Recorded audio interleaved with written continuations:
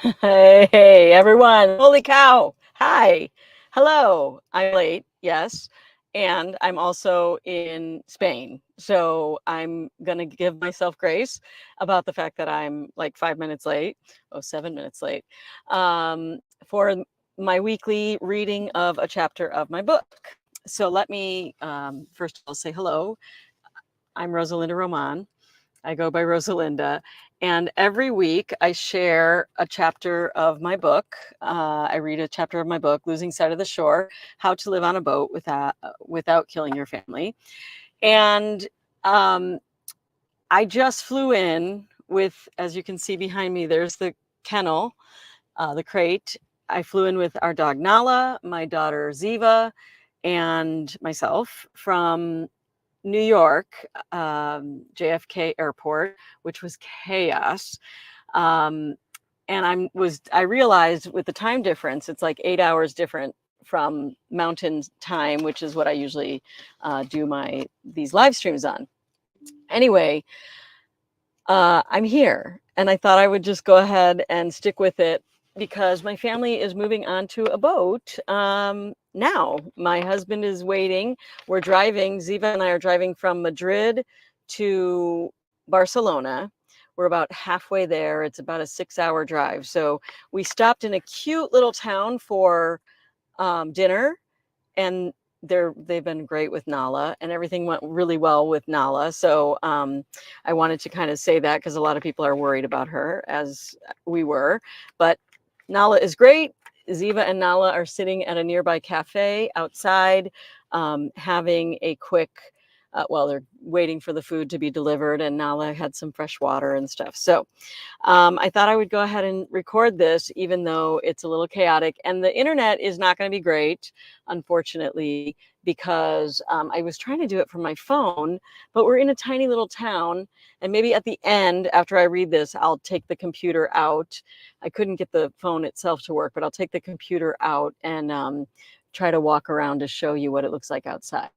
But for now, this is Losing Sight of the Shore, Chapter 22, Mornings with Samuel.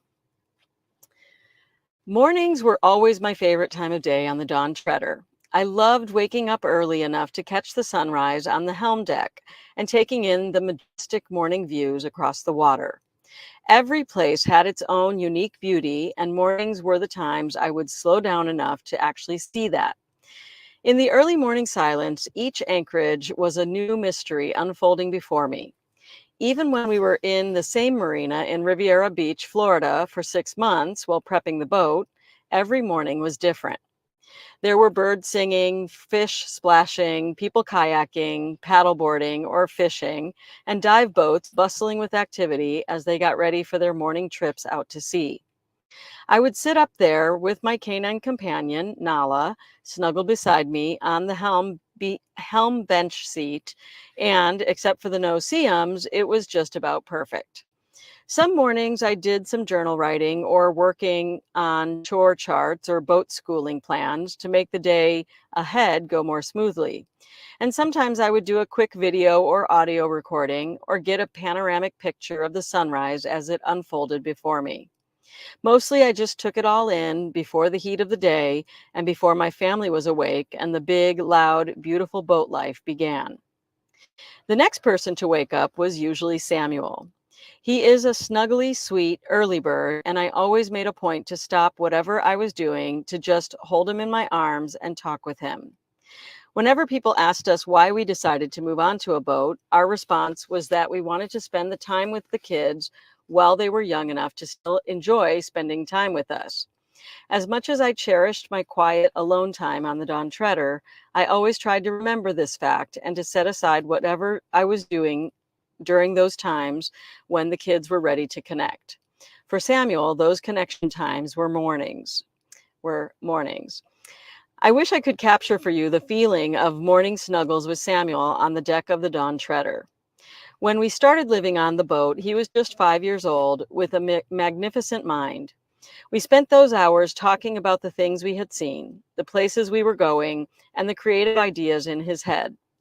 During our time aboard, he figured out what he wants to be when he grows up.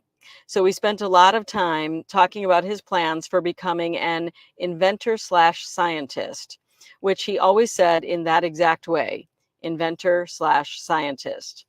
This meant that in addition to getting to be the first one to see the sunrise each morning, I was in the privileged position to be the first to learn about such inventive inventions as the hurricane diverting device, a teleportation machine, and so many others.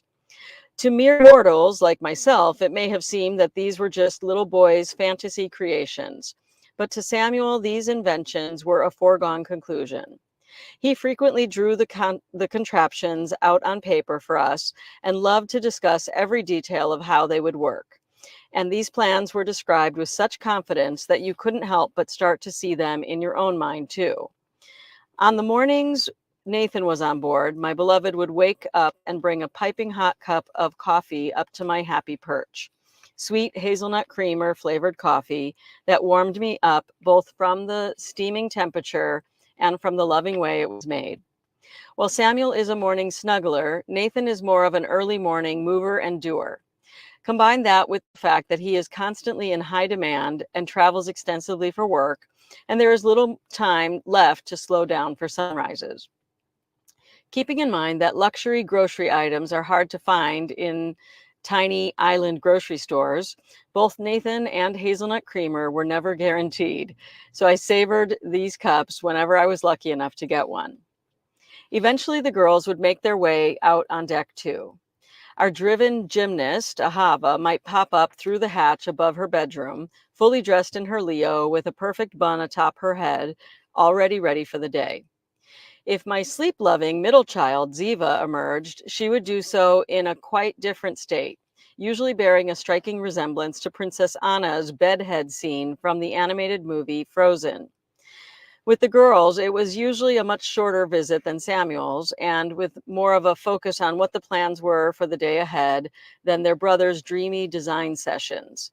But if the morning was particularly chilly, and if I happened to have an especially warm blanket wrapped around me, I might get lucky enough to keep them snuggled up beside me long enough for some dreaming and scheming of their own. Each of the kids would have a different response if someone asked them if it was worth what they gave up to live on a boat. But those mornings on deck with the kids and Nathan's perfect cups of coffee were the best example of why the answer for me will always be a resounding yes. And that was chapter 22, Samuel Mornings with Samuel of Losing Sight of the Shore, How to Live on a Boat Without Killing Your Family. So that's actually really timely because we are literally driving to the boat.